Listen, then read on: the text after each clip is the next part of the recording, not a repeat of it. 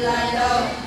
anu kini chun anu chung yate abata kan siana silauin chatnaka atwa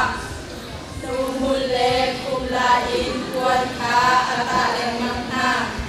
siriin akatni sampalongni siri arab perbantukin dhamma in roha arab korna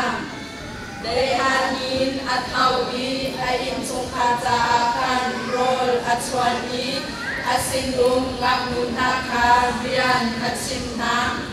cha in arwanu a sindum jaha kanaka amuin lau bakhanka atsok Kazang chonga in le lung chonga in bian ka atwani akan adam Arabian Juani Alto Tinggi ka Amali Zana Amayin ka Amin Balo Amadeni Laka Akheri Amadeni Puan ka Ata Sifak Preteni Sina Nun Asyam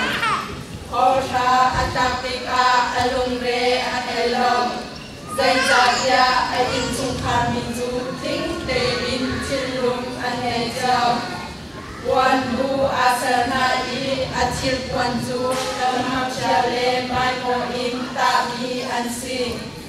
Abatu Ramsung Upana Sina Achutika Hawa Akan Kenani Asi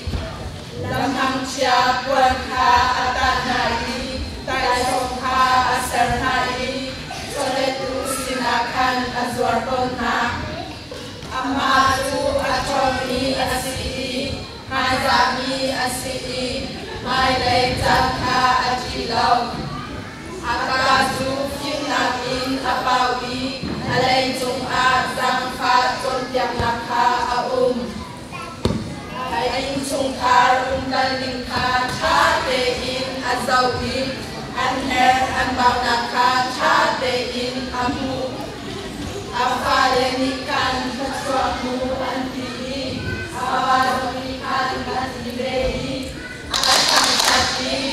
Lupi Chatam Pi Anrum Sinaselo Namani Nalon Gina Ati Yami Tayamang Doi Asyam Kau Sikhan Selo Boipa Ati Minuju Kamkatok Asi